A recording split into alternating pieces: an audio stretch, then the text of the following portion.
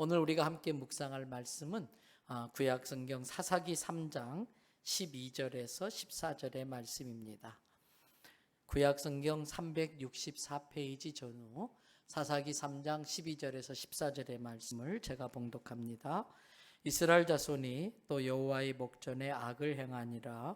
이스라엘 자손이 여호와의 목전에 악을 행함으로 여호와께서 모압 왕 에글론을 강성하게 하사 그들을 대적하게 하시매 에글론이 암몬과 아말렉 자손들을 모아 가지고 와서 이스라엘을 쳐서 종려나무 성읍을 점령한지라.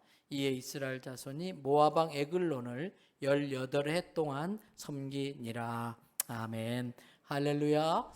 오늘 또 저와 여러분의 가정, 자녀 그리고 하는 모든 일들 위해 하나님의 돕는 손길이 함께 하길 주님의 이름으로 축복합니다. 또 가정에서 또 있는 곳에서 영상으로 예배드리고 있는 성도들에게도 같은 은혜가 함께 하시기를 바랍니다. 요즘 생명의 삶 큐티를 우리가 하고 있는데 그 본문이 사사기서입니다. 오늘 한 그 큐티 본문은 내일 새벽 기도의 본문이 되기도 하고 또 그날 개인 큐티 본문은 가정 예배 본문이기도 하지요. 사사기서를 오늘까지 해가지고 8장까지 묵상하게 되는데 이 사사기서를 읽어보면은 반복되는 구절이 있다는 것을 발견할 수가 있습니다. 여러분, 반복되는 구절이 무엇인지 우리 몇 군데 성경 구절을 살펴보면서 한번 찾아보도록 하겠습니다. 먼저 오늘 본문 말씀인 사사기 3장 12절을 읽어봅니다. 다 같이 한 음성으로 읽습니다. 이스라엘 자손이 또 여호와의 목전에 악을 행하니라. 이스라엘 자손이 여호와의 목전에 악을 행함으로 여호와께서 모압 왕 에글론을 강성하게 하사 그들을 대적하게 하시매. 이 말씀을 잘 기억하시고 그 다음 성경을 한 장 뒤로 넘기셔서 4장 1절과 2절 말씀을 보세요. 또 같은 구절이 나오나 한번 관심을 갖고 보시기 바라요. 에훗이 죽으니 이스라엘 자손이 또 여호와의 목전에 악을 행함으로 여호와께서 하솔에서 통치하는 가나안 왕 야빈의 손에 그들을 파셨으니 그의 군대 장관은 하고셋 학고임에 거주하는 시스라요. 이렇게 되어 있어요. 성경을 뒤로 2장 넘겨서 6장 1절 말씀도 또 반복되는 문구가 나오는 걸 볼 수 있는데 이스라엘 자손이 또 여호와의 목전에 악을 행하였으므로 여호와께서 7년 동안 그들을 미디안의 손에 넘겨주시니.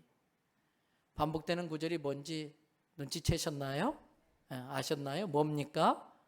또 여호와의 목전에 악을 행함으로 또는 악을 행함에. 오늘 설교의 제목이 뭐지요? 또입니다. again, 다시. 이 설교의 제목이 여기에서 나온 겁니다. 이스라엘 백성들이 여호와의 목전에서 악을 행하는 것을 거듭 반복하고 있습니다. 이것은 하나님께서 이스라엘 백성들에게 주신 복을 차버리는 것과 똑같은 행위였습니다. 하나님께서 모세와 여호수아를 통해 이스라엘 백성에게 주신 약속의 말씀들이 있습니다. 내가 너희를 적과 꿀이 흐르는 땅으로 인도할 거다. 거기에 너희보다 강한 민족들이 있지만 내가 그들을 다 몰아낼 거야. 내가 너희를 그렇게 그 땅으로 인도한 이유는 너희들이 모세를 통해 준 율법 말씀에서 좌로나 우로나 치우치지 말고 그 말씀대로 살기를 원해서야. 왜? 너희들은 나의 백성이기 때문에. 이게 하나님이 주신 약속의 말씀이에요. 여호수아를 통해서 주신 그 내용들을 다시 한번 우리가 확인해 보도록 하겠습니다. 여호수아서 23장 5절부터 13절 말씀, 좀 긴 구절이지만 제가 부연 설명을 하면서 이 말씀을 읽어가 보겠습니다. 여호수아서 23장 5절. 너희 하나님 여호와가 그가 너희 앞에서 가나안 민족 이방 민족을 쫓아내사 너희 눈앞에서 너희 목전에서 그들이 사라지게 하셨으니, 이렇게 하신 이유는 너희의 하나님 여호와께서 너희 조상 아브라함에게 말씀하신 대로 너희가 그 땅을 차지할 수 있게 하기 위함이다. 그래서 너희가 그 땅을 차지하게 되었다. 6절. 그러므로 그 땅을 하나님의 은혜로 차지하게 된 너희는 크게 힘써. 올해 우리 교회 표어가 뭐지요? 더욱 많이 힘쓰라. 그런데 이 구절에도 나와요. 크게 힘써라. 뭘 힘써야 되느냐? 모세의 율법에 기록된 대로 다 지켜 행하기를 힘써라. 그 율법에서 떠나서 좌로나 우로나 왼쪽으로나 오른쪽으로 치우치지 말고 말씀 가운데 서라. 7절, 너희 중에 남아있는 이 민족들 중에, 여기서 남아있는 민족이라는 표현을 우리가 좀 짚어봐야 되겠지요. 원래 하나님께서 모세에게 주실 때에는 가나안의 모든 7족속 7민족을 다 몰아내라. 그들이 너희를 우상 숭배하도록 유혹할 수 있으니까 다 몰아내라라고 말씀하셨어요. 그렇게 했으면 참 좋았을 텐데 전쟁 과정 속에 하나님, 저놈들 너무 끈질기네요. 우리도 지쳤어요. 저놈들이 숨어 있는 곳은 아주 천년 요새라 끝까지 몰아내기가 힘들어요. 또 저놈들 다 몰아낼 게 아니라 우리의 종으로 부리면 되잖아요. 이런저런 이유 때문에 다 쫓아내질 못했어요. 그래서 가나안 땅의 이스라엘 백성과 같이 살게 됐는데, 그래서 남아있는 민족이라는 표현을 하는 거예요. 계속 7절 말씀 봅니다. 너희 중에 남아있는 이 민족 중에 들어가지 말라. 그들의 신의 이름을 부르지도 말아라. 그 신들을 가르쳐서 약속도 하지 말아라. 그들을 섬겨서 절하지 말아라. 대신 8절, 오직 너희의 하나님 여호와께 가까이 하기를 오늘까지 행한 것 같이 하라. 오늘까지라는 것은 모세 여호수아가 이끌어서 이스라엘 백성들이 여호수아가 다스리는 동안에는 이방 민족의 우상들을 섬기지 않았어요. 지금까지 잘 왔어요. 그렇게 한 것처럼 오늘까지 한 것 같이, 행한 것 같이 하라. 9절, 그렇게 이야기하는 이는 너희가 그렇게 여호수아의 리더십에 따라서 그렇게 말씀에서 좌로나 우로나 치우치지 않을 때는 나 여호와가 강대한 나라들을 너희에게 쫓아냈다. 오늘까지 너희와 맞설 수 있는 자들이 없게 해줬다. 10절, 너희의 능력은 그렇게 되지 않았지만 너희 중 한 사람이 1000명, 일당 1000을 감당할 수 있게 내가 너희에게 힘과 능력을 주지 않았느냐. 너희들이 이렇게 일당 1000 할 수 있었던 것은 이는 너희의 하나님 여호와가 그가 너희에게 말씀하신 것 같이 약속하신 대로 너희를 위하여 싸웠기 때문에 가능한 것이지, 너희가 힘이 세거나 전쟁을 잘해서거나 능력이 많아서가 아니다. 그거 잊지 말라는 거예요. 11절, 그러므로 스스로 조심해서, 그거 잊어버리지 말고 교만해지지 말고, 너희 힘이 있어서 너희 능력이 있어서 그렇게 했다고 착각하지 말고 스스로 조심하여 그렇게 해주신 너희 하나님 여호와만을 사랑해라. 12절, 혹시라도 만일 너희가 나에게 등 돌리고 하나님께 돌아서서 너희 중에 아직도 남아있는 이 민족들과 가까이하여 더불어 혼인하며 또 서로 왕래하면서 서로 막 교제하고, 그렇게 되면 13절 분명히 말하는데 확실히 알아두어라. 너희 하나님 여호와께서 이 민족을 다시는 너희 목전에서 대신 몰아내 주지 않을 거다. 그렇게 되면 원래는 그들이 너희보다 훨씬 더 강한 민족이라 점점 그들이 강성해져서 그들이 너희에게 올무가 되며 덫이 되며 너희 옆구리에 채찍이 되며 너희의 눈에 가시가 되어서 너희는 점점 더 괴롭게 살다가 하나님이 주신 그 땅에서 너희는 쫄딱 망하고 말 거다. 하나님의 경고예요. 하나님께서 이스라엘 백성들을 그렇게 가나안 땅에 보내신 이유가 있습니다. 그 와중에 이방 백성들처럼 우상 섬기지 않고 하나님만 잘 섬기고 살면 어떻게 하나님께 복을 받고 잘 되는지를 모델 되기를 원하셨습니다. 모델 나라 되기를 원하셨습니다. 그것을 보고 마귀의 거짓말에 속아 죄만 짓고 마귀의 종노릇하며 하나님을 떠났던 이방 민족들이, 아하, 우리도 저렇게 하나님께 복받고 싶다, 우리도 저렇게 하나님 말씀대로 살고 싶다, 이렇게 모델을 보고서 그들도 하나님의 자녀가 되어 구원받게 되기를 원하는 게 하나님의 계획이었습니다. 사랑하는 대원성결교회 성도 여러분, 우리도 마찬가지입니다. 오늘날 우리들도 우리가 일하는 일터에서 우리가 있는 곳에서 하나님이 세워주시는 모델 되기를 축복합니다. 예수 믿으면 저렇게 되는구나. 예수 믿으면 가정이 저렇게 바뀌는구나. 이 모델 되어야 하는 것입니다. 그런데 이스라엘 백성들이 하나님의 경고, 하나님의 약속 다 무시해버립니다. 하나님이 몰아내라고 하는 그러한 이방 민족을 몰아내지 않고 오히려 그들과 어울리고 혼인하고 그들이 섬기는 우상을 숭배합니다. 이러한 모습은 하나님이 기대한 모습이 아닙니다. 결국 하나님이 더 이상 안 되겠다 싶어서 그들을 향해 진노를 발하십니다. 다른 이방 민족을 훨씬 더 강하게 만드셔서 채찍으로 사용합니다. 이방 민족들은 그렇게 오랫동안 이스라엘 민족들은 그렇게 오랫동안 이방 민족을 섬기며 종노릇하다가 어느 날 생각하는 거예요. 우리가 왜 이렇게 고생하며 살지? 우리가 왜 이렇게 풀리는 게 없고 이렇게 고난의 연속이지? 예전에는 훨씬 더 잘 살았는데, 예전엔 이렇지 않았는데 언제부터 이렇게 되었지? 왜 이렇게 되었지? 그때 깨달은 게 있어요. 아하, 모세를 통해 여호수아를 통해 주신 하나님의 경고, 하나님의 약속을 우리가 무시해버렸구나. 그러면 살 길이 뭘까? 다시 돌아가야겠지.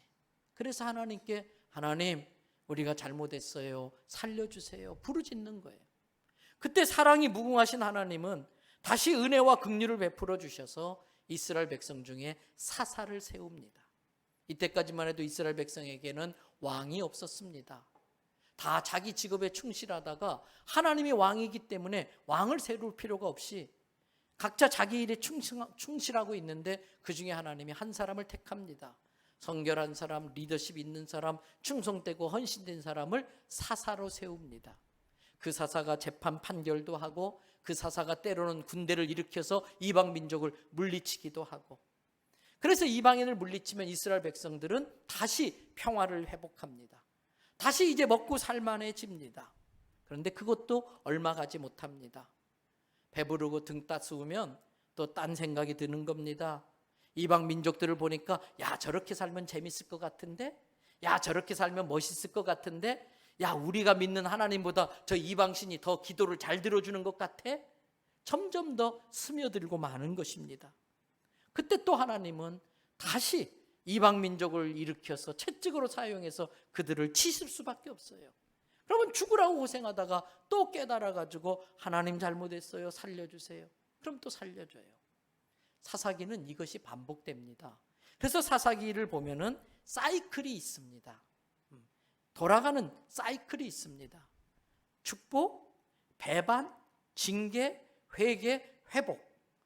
그래서 다시 축복하면은 또 하나님을 배신하고 또 채찍맞아 징계당하고, 그러면 또 고난당하다가 깨닫고 회개하고, 그러면 하나님 회개를 받으셔서 회복시키시고 다시 축복하시고, 또 지나면 배신 때리고 또 의도 터지고, 이게 반복되어지고 있어요. 참 어리석고 멍청한 이스라엘 백성들이지요. 우리는 안 그럴 것 같은데 아니요, 아셔야 돼요. 사사기에 나오는 이 이스라엘 백성들의 모습은 오늘 우리들의 모습일 수도 있습니다. 우리들도 이스라엘 백성들을 참 어리석고 멍청하다고 손가락질하지만 우리도 별반 다를 것이 없습니다. 그 모습을 잠언 26장 11절에서 이렇게 설명하고 있습니다. 개가, 멍멍 짖는 개가 자기 입으로 토해낸 것을 도로 다 핥아먹는 것처럼 미련한 자들은 그 미련한 짓을 거듭 반복해서 행한다는 것입니다. 어려울 때 하나님께 부르짖습니다. 그러면 하나님께서 그 기도에 응답하셔서 문제를 해결해 주시고 구하는 것들을 공급해 주십니다. 처음에는 하나님 감사합니다. 열심히 충성하고 헌신하고 봉사하고 말씀대로 살려고 합니다. 그러다가 어느 정도 먹고 살만해지고 사람들을 좀 거느리게 되고 좀 잘 나가는가 싶으면, 좀 여유가 생기면 딴짓합니다. 딴 데다 눈길을 둡니다. 그렇게 좀 지나다 보면 겉으로 볼 때는 참 잘 나가는 것 같아요. 겉으로 보면 참 잘 되는 것 같은데 영적으로는 기도 생활이 무너지기 시작합니다. 예배 생활이 엉망이 되어져 갑니다. 점점 교회로부터 멀어지고 하나님으로부터 멀어집니다. 그대로 놔뒀다간 아주 망할 것 같으니까 아주 잘못된 것 같으니까 참고 기다리시던 하나님이 할 수 없이 슬쩍 건드려 줍니다. 그때 다행히 깨닫고 돌아오면 회복되는 것이고, 그냥 고집 부리고 가면 망하는 것이겠지요. 여러분, 주일 예배는 제일의 목적은 하나님께 영광 돌리는 것입니다. 그런데 이 예배를 통해 우리가 얻는 은혜들이 있습니다. 이 예배를 통해 나를 점검해 볼 수가 있습니다. 마치 병원에 검진, 진단받으러 가는 것처럼 주일마다 예배를 통해서 내 자신을 진단해 볼 수 있는 기회가 됩니다. 그럼 오늘 우리는 나를 진단해 봐야 됩니다. 나는 지금 어디쯤 와 있는가? 나는 지금 어디쯤 와 있는가? 나는 지금 하나님이 내게 주신 복들을 잘 관리하고 그 복을 잘 사용하고 있는가? 나도 모르는 사이에 언젠가부터 기도가 간절해지지 않았고 찬양이 무미건조하고 예배가 무덤덤해져 있는 것은 아닌가? 한때는 성경을 읽고 그 성경 속에서 하나님의 약속의 말씀을 받고 그것에 감격해서 그 말씀 붙들고 울며 부르짖어 기도한 때가 있었는데, 그랬던 기억이 언제인가? 너무 막연해진 건 아닌가? 사랑하는 대연선결교회 성도 여러분, 나는 지금 어디에 와 있는가? 자기를 살필 수 있길 바랍니다. 첫째, 하나님의 축복 가운데 계십니까? 참 감사한 일입니다. 그 축복을 잘 유지하시기를 바랍니다. 둘째, 혹시라도 잠시 하나님께 등 돌리고 세상에 깊이 빠진 분이 있습니까? 빨리 깨닫고 돌아오시기를 바랍니다. 셋째, 혹시 내가 지금 겪고 있는 이 어려움이 하나님의 채찍이라는 걸 이제 깨달은 분이 있습니까? 빨리 회개하시기 바랍니다. 하나님이 주신 약속을 다시 붙들고 회복시켜 주시는 그 은혜를 구하시기를 바랍니다. 회개는 빠를수록 좋은 것입니다. 성도 여러분, 축복받는 것도 중요하지만 이미 받은 복을 잘 유지하고 하나님의 뜻대로 잘 사용하는 건 훨씬 더 중요한 일입니다. 바라기는 우리 대연선교회 모든 성도들이 하나님이 주신 복 가운데 평생 머무시기를 바랍니다. 왜 이스라엘 백성들은 그렇게 하지 못했을까요? 왜 하나님이 주신 이 가나안 땅의 복을 끝까지 누리지 못했을까요? 몇 가지 이유가 있습니다. 그 중에 한 가지, 그들은 이 가나안 땅의 복이 하나님이 주신 복이라는 걸 잊었기 때문에 그렇습니다. 이스라엘 백성들이 가나안 문화에 취해 살다 보니까 지금 그들이 살고 있는 이 땅이 하나님의 은혜로 차지한 땅이라는 걸 잊어버렸습니다. 그들이 전쟁을 잘해서 그 땅을 차지한 줄 알았습니다. 그들이 능력이 많아서 그렇게 된 줄 알았습니다. 그들이 열심히 살아서 그렇게 잘 된 줄 알았습니다. 아닙니다. 아닙니다. 운이 좋아서 그렇게 된 게 아니라 하나님의 은혜입니다. 이스라엘 백성이 그걸 잊어버린 거예요. 성경은 우리가 가진 것 그 어느 것도 하나님의 은혜가 아닌 것이 없다라고 가르쳐주고 있습니다. 이 우주 만물이 다 하나님의 것입니다. 왜? 하나님이 만드셨기 때문에 그렇습니다.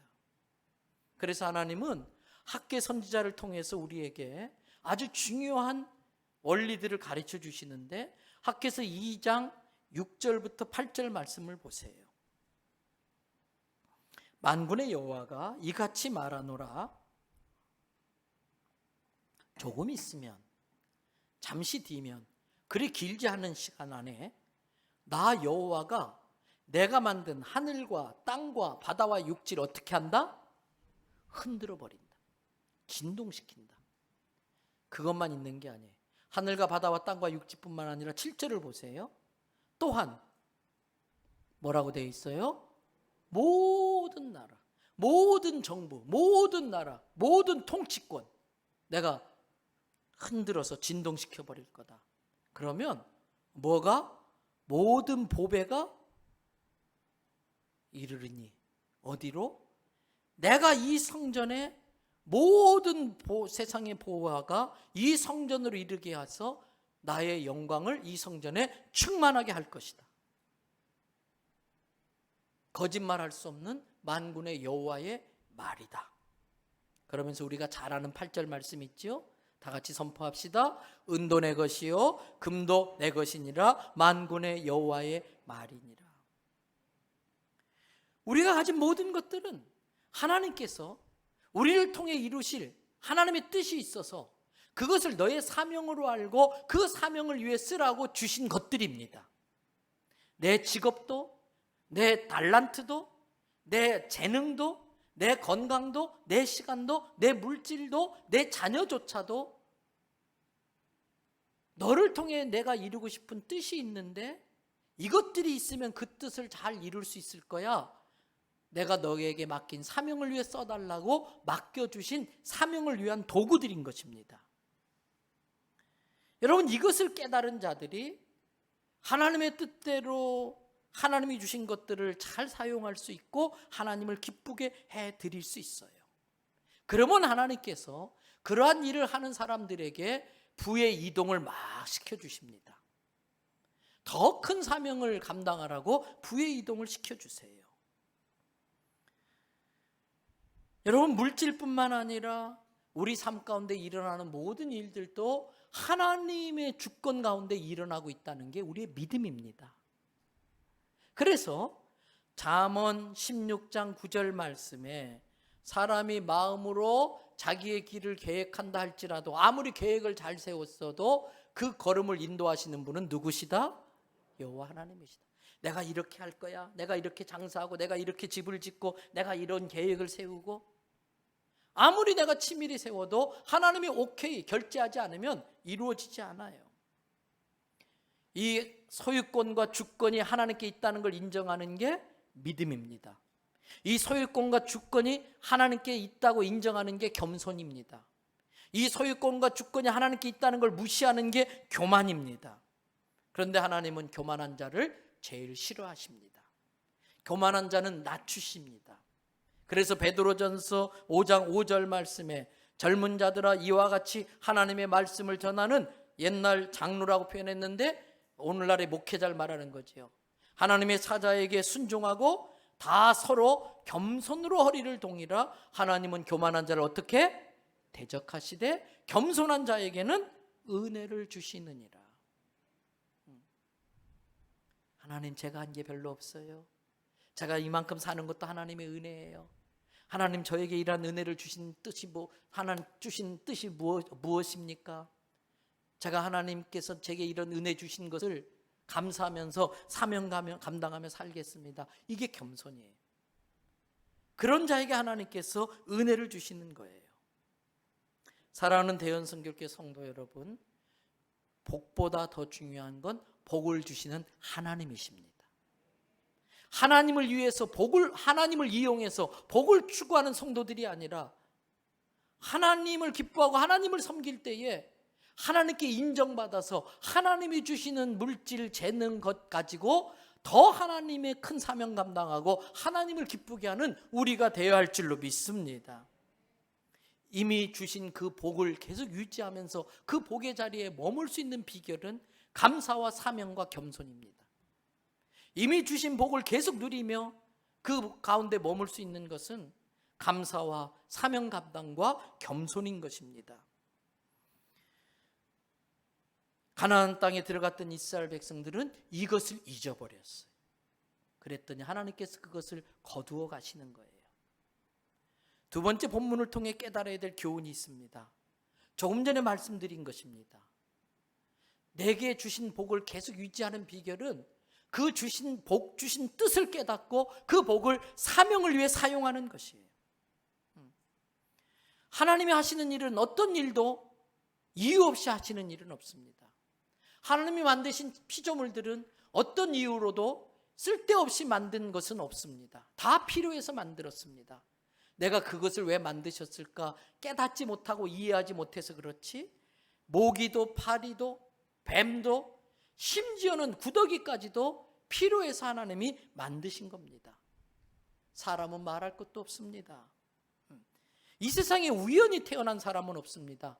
한 생명 한 생명마다 그 사람이 어떻게 태어났든 그 사람을 통해서 이루시려고 하는 하나님의 뜻이 있기 때문에 그 사람을 이 세상에 보낸 것입니다. 여러분, 우리에게 주신 물질, 건강, 시간, 재능, 달란트 그 어떤 것도 이유 없이 그냥 주지 않고 사명 감당하라고 주신 거예요. 이것을 깨달으면 하나님의 뜻대로 살 수 있고 하나님의 뜻대로 살면 살수록 하나님은 더 큰 복을 주시며 더 큰 사명을 감당할 수 있도록 힘과 능력을 주시는 것입니다. 그런데 이스라엘 백성들이 그걸 까맣게 잊어버렸어요. 하나님이 주신 복을 사명을 위해 쓸 줄 모르고 누리기만 했어요. 오히려 죄 짓는 데 썼어요. 그래서 하나님이 그들을 징계하신 것입니다. 여러분, 우리도 마찬가지예요. 교회도 성도도 하나님이 주시는 복이 있는데 그 복을 주는 목적이 있어요. 그것을 깨닫고 사명을 감당하면서 사용하면 할수록 더 큰 기회와 능력을 주시지만 그렇지 않으면 촛대를 옮겨버려요. 그래서 요한계시록 2장 5절의 말씀이 아주 중요합니다. 우리 같이 한번 읽어보겠습니다. 그러므로 어디서 떨어졌는지를 생각하고 회개하여 처음 행위를 가지라. 만일 그리하지 아니하고 회개하지 아니하면 내가 네게 가서 내 촛대를 그 자리에서 옮기리라. 말씀 그대로 띄워놔줘 보세요. 여러분, 떨어질 수 있어요. 잠시 세상에 한눈 팔 수 있어요. 그때 하나님은 사랑하기 때문에 나를 한 대 치세요. 그때 정신이 번쩍 들어야 돼요. 그리고 내가 언제 이렇게 됐나? 어디서부터 내가 떨어졌나? 그것을 생각하고 방법은 하나예요. 회개하는 거예요. 회개하는 건 뭐예요? 처음 행위를 갖는 것. 회개의 결과는 처음 행위. 처음 내가 예수님 믿었을 때에, 처음 하나님의 은혜를 깨달았을 때에 그때로 돌아가는 거예요. 그리하지 아니하고 하나님이 계속해서 내게 깨우쳐 주시는데도 무시하고 회개하지 아니하면 내가 가서 내게 있는 촛대를 옮겨버리겠다. 그래서 여러분, 교회도 한동안 자리가 꽉 차서 막 뜨겁고 열심히 선교하고 열심히 전도하고 열심히 헌신하던 그런 교회가 있는데 언제부턴가 갑자기 성도끼리 막 다투어요. 목회자와 성도끼리 갈등이 생기고 막 문제가 생기면서 기도가 식어져요. 찬양이 무덤덤해져요. 예배가 형식적이고 습관적이 돼요. 그러면 더 이상 그 교회는 사명을 감당하지 못해요. 그러면 하나님께서 사명을 감당할 수 있도록 촛대를 옮기세요. 부의 이동을 시키시는 거예요. 여러분, 우리 교회도 이 예배당 처음 짓고서 코로나 이전까지만 해도 많은 선교단체, 여러 모임들이 우리 교회에서 모였었어요. 일부러 그렇게 했어요. 그렇게 하면 전기세도 더 나오고 수도세도 더 나오고 관리비도 더 들고 막 망가지고 부서지고 또 예배들이 우리가 또 사용하려면은 장소가 부족하게 해서 불편해지기도 하고. 그러나 제가 늘 말씀드렸어요. 사랑은 내 것이 줄어들어야 사랑한 거예요. 사랑은 내가 불편해지는 거예요. 내게 줄어든 것이 하나도 없고 불편한 것이 하나도 없는데 사랑했네. 이건 사랑한 게 아니에요. 그런데 이 교회를 지은 목적이 뭡니까? 여러분, 지금은 우리가 이렇게 멋진 LED로 자막을 쏘고 있는데 그전에는 프로젝트라는 걸로 쐈잖아요. 그 프로젝트의 구조가 전구가 큰 게 몇 개 들어있어요. 그래서 그걸로 강력하게 빛을 비춰가지고 자막을 띄우는 건데 이 전구가 한 개당 10,000원짜리 프로젝트 같은 경우는 전구 하나 값이 한 100만 원씩 해요. 거기에 4개가 들어가 있어요. 이거 한번 교체하려면 몇백만 원이 드는 거예요. 근데 이 전구가 아무리 많이 써도 보통 2년 이상은 써요. 근데 저희 교회는요, 평균 8개월밖에 못 썼어요. 8개월마다 이걸 바꿔야 돼요. 몇백만 원 들여서. 왜요? 거의 매일 예배 드리다시피 했으니까. 거의 매일 사용하다 보니까 사용 시간이 그렇게 많아져서 그렇게 교체하는 거예요. 그런데 그게 아까운 일일까요? 그 전구를 빨리 교체한다는 것은 그만큼 예배를 많이 드린 거잖아요. 그거 하라고 이 교회 주셔서 그렇게 했는데 그게 아까운 게 아니라 그건 감사한 일이에요.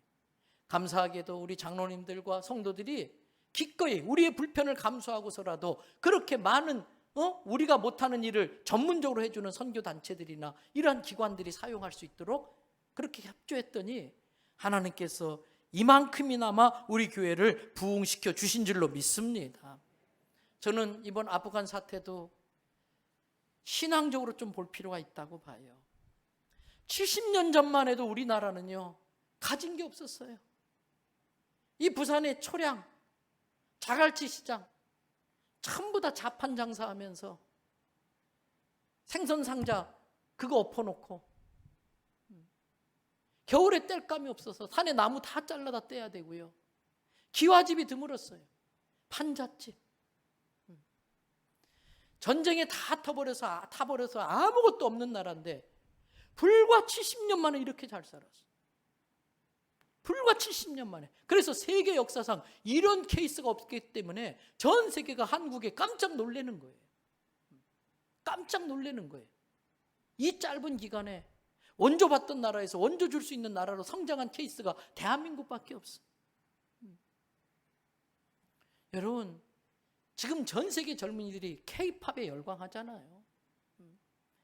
이 K-팝, K-푸드, K-컬처, K-화장품, 이것 때문에 제일 혜택 본 사람이 누굴까요? 경제인들이 아니에요. 선교사님들이에요. 이 K-팝이 유행되기 전까지는 이슬람권 같은 데서 선교사님들이 선교하러 나가려면 목숨 걸고 나가요. 복음 전하려고 만나면 다 도망갔어요. 근데 지금은 제 발로 찾아와요. 왜? 이유는 딱 하나. 그 선교사가 한국 사람이란 이유 때문에. 뭐 하려고? 한국말 배우려고. 한국말 배워보는 게 전 세계 젊은이들의 소원이에요. 그러면 한국말 배우러 온 젊은이들을 선교사님은 뭘로 한국말을 가르칠까요? 물어보나 마나. 그러라고 하나님이 이 나라를 이렇게 부흥시키고 잘 살게 하신 줄로 믿습니다. 그러면 사명을 감당해야 돼요. 어떤 이유인지 우리는 잘 몰라요. 미국의 바이든 대통령이 미군 부대를 철수시켰어요. 지금 아프간이 그 말 그대로 생지옥 같아요. 물론 미국의 입장도 이해가 돼요. 그동안 얼마나 전 세계 평화를 위해서 미국 국민들이 많은 희생과 헌신을 했나. 우리가 돌 던질 자격 없어요. 우린 그렇게 못했으니까.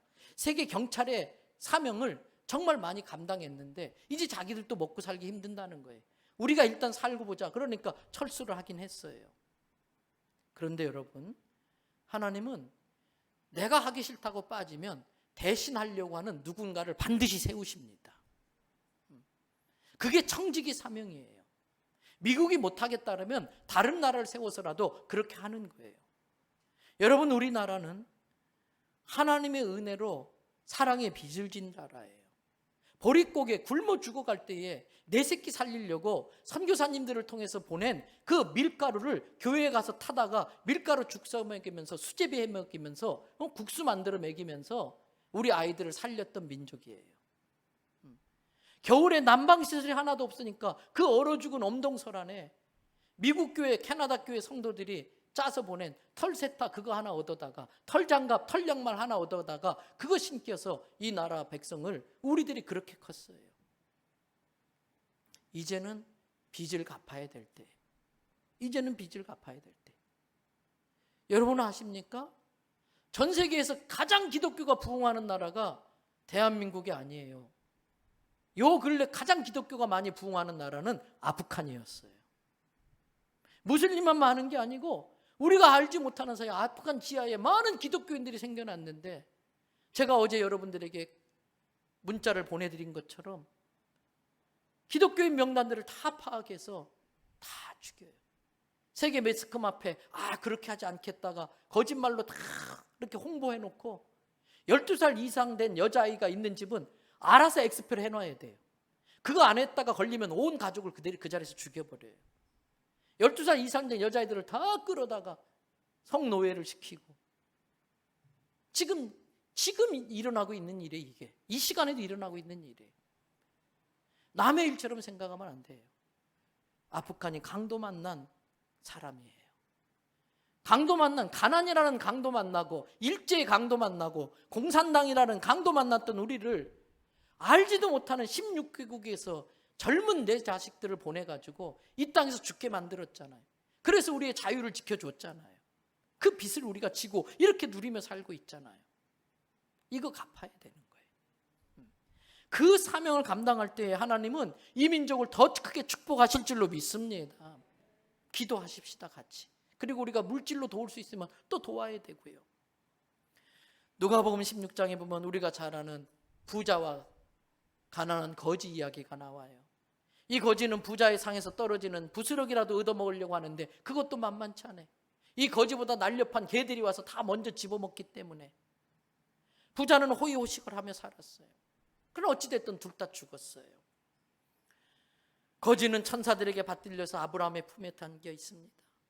이 부자는 지옥에 가서 끔찍한 고통 속에 괴로워하다가 멀리 보니까 자기가 잘 알고 있는 나사로가 아브라함의 품에 안겨 있는 거예요. 아브라함 할아버지, 내가 뜨거워서 못 살겠어요.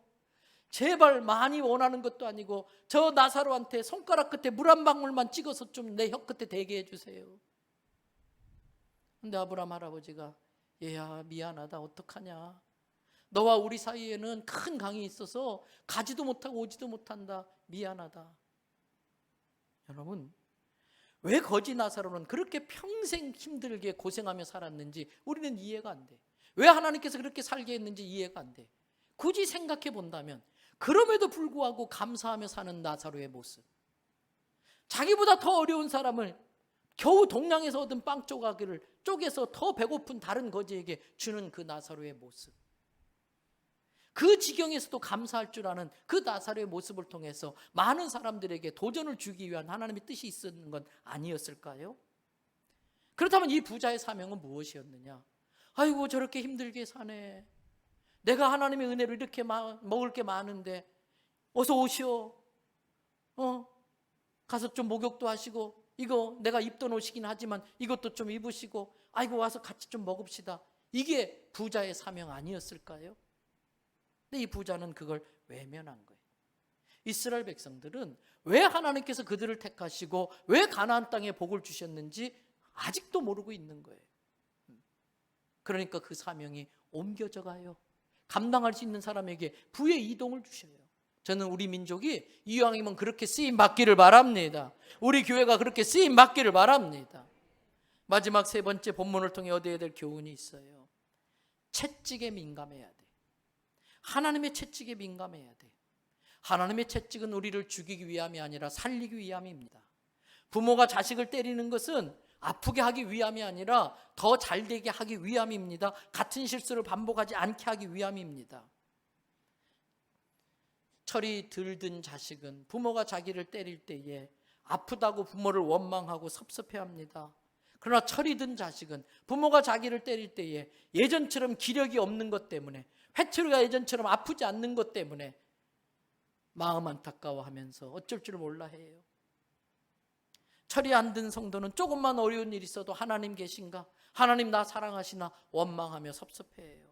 그러나 고난을 주시는 하나님의 뜻을 헤아리는 성도는 그 고난조차도 감사해야 할 이유라는 걸 깨달은 것입니다.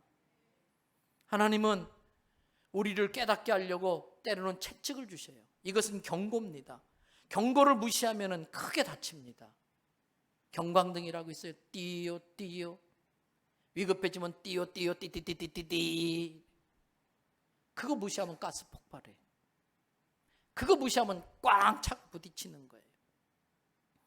집에 손님이 놀러 와요. 아이들은요, 손님 올 때마다 이상한 현상이 나타나는데 흥분이라는 걸 합니다. 그래서 손님 오면 더 까불어요. 막 더 소리 지르고. 안 되겠다 싶으면 엄마 눈에서 레이저가 찍 나갑니다. 그때 진짜 똑똑한 애는요, 아차, 그리고 지방에 슬그머니 들어가서 비록 게임을 하더라도 공부하는 척이라도 합니다. 근데 미련하고 멍청한 녀석은요, 손님 백 믿고 더 까불어요. 매랑하고 더 까불어요. 엄마가 레이저 쏘면 혀 내밀고 더 까불어요. 그러다가 손님 가고 나면 어떻게 됩니까? 그거는 맞는다고 하는 게 아니라 의도 터진다고 그러는, 매를 버는 거예요. 여러분, 제가 새가족 신방 갈 때마다 늘 전하는 말씀이 시편 23편이에요. 수도 없이 들으셨을 거예요. 우리 성도들은 주의 지팡이와 막대기로 나를 안위하시나이다. 뭐가 지팡이고 뭐가 막대기예요? 양들 중에 짓단에 똑똑한 양이 있어요. 짓단에 똑똑한 양은요, 잘난 체라면서 고개 쭉 내밀고, 야 저기 있는 풀 맛있다, 저기 있는 유튜브 재밌다, 저기 있는 유튜브 은혜된다. 하나님이 나를 누구의 목자 밑에 맡기셨는지 그걸 정확히 해야 돼. 그러면서 가는데 그게 늪에 난 풀이에요. 야 저 풀 때깔 곱다. 글로 가요. 근데 그 독 있는 풀이에요. 그때 지팡이로 톡톡 치면은 얼른 깨달아야 돼. 아, 저거 맛있다고 가면은 늪에 빠져 죽는구나. 저거 맛있다고 계속 가면 핸드폰 울리는구나. 깨달아야 되는 거예요. 이 핸드폰은 경고입니다. 조시고 계시는 분들에게. 그러면 살아요. 근데 집단의 똑똑한 양의 특징은요, 고집이 세요. 남의 말을 안 들어요. 지가 제일 잘난 줄 알아요. 그러니까 무시하는 거예요. 그럼 어떻게 해요? 그렇다고 죽게 놔두나? 목자는 할 수 없이 지팡이를 거꾸로 굵은 대로 들어가서 한 대 내려치는 거예요. 다리 몽둥이 부러뜨려야지요. 그래서라도 살려야죠. 그런데 그 순간만큼은 다리 부러진 게 은혜입니다. 그 순간만큼은 다리를 부러뜨려서 살리는 하나님의 은혜가 임하는 겁니다. 아주 오래전에 집사님 한 분이 사업을 막 시작했어요. 어렵게 시작한 사업이 한 2년쯤 돼가지고 잘 됐어요. 그래서 공장을 지었어요. 가서 개업 예배도 드리고 왔어요. 근데 약간 무리했나 봐요. 얼마 있다가 부도나 버렸어요. 다 날아가 버렸어요. 제가 예배를 드리러 가야 되는데, 위로 예배를 드리러 가야 되는데, 여러분 그럴 때 무슨 말씀을 이렇게 전해야 될까요? 네. 기도하면서 가는 거예요. 근데 성령님이 주신 감동이 있어서 제가 설교하면서 첫 마디 그랬어요. 집사님, 부도 난 걸 축하드립니다. 그랬어요. 집사님, 쫄딱 망한 걸 축하드립니다. 감사하시기 바랍니다. 이분이 무슨 말인가 멍하니 쳐다봐요.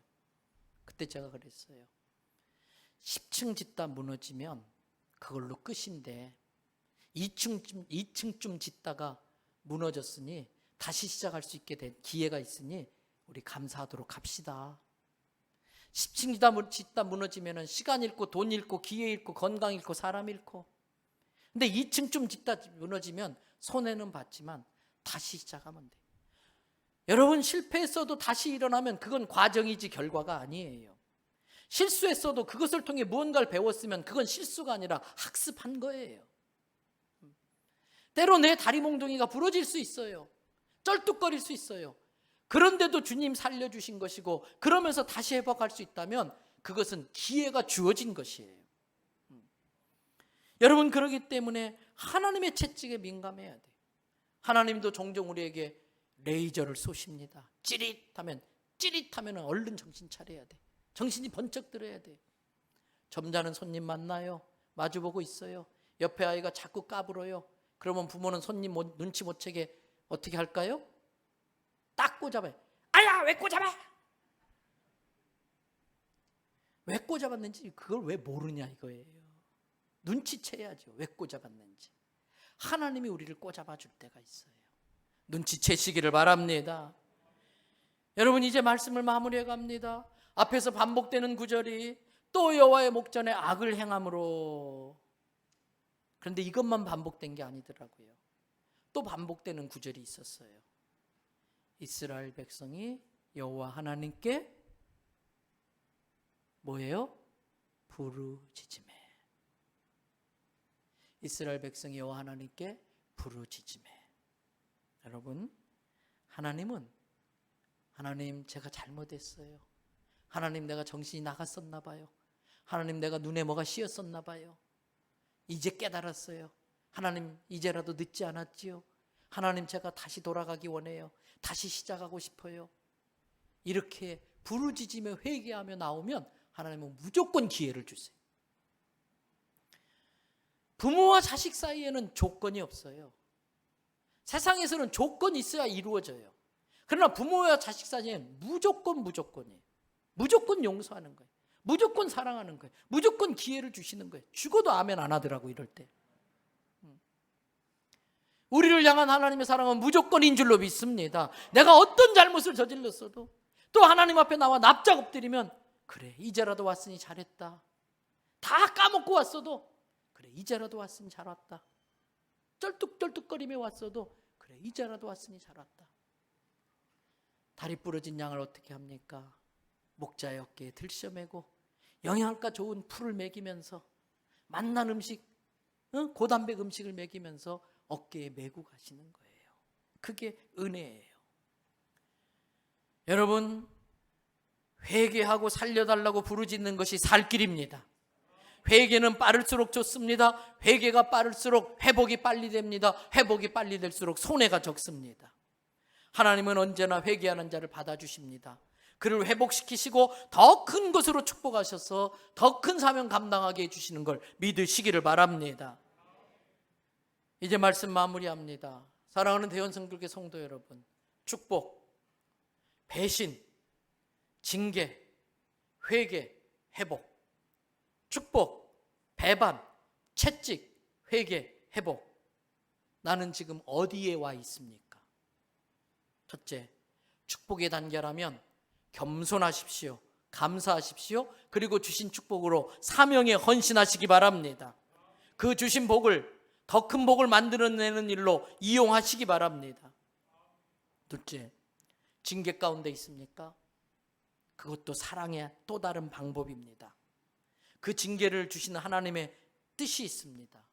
그 징계를 통해 빨리 깨달을수록 좋습니다. 그리고 회복하시는 하나님의 은혜를 허락해 달라고 하나님 앞에 다시 나아가면 됩니다. 마지막 세 번째, 하나님이 회복시켜 주시면 더 큰 사명을 위해 회복시켜 주셨다는 믿음을 가지고 이 상황에서 내가 감당해야 될 몫이 뭔가, 내가 감당해야 될 사명이 뭔가, 다시 한번 사명에 새롭게 헌신하는 저와 여러분 되길 주님의 이름으로 축복합니다.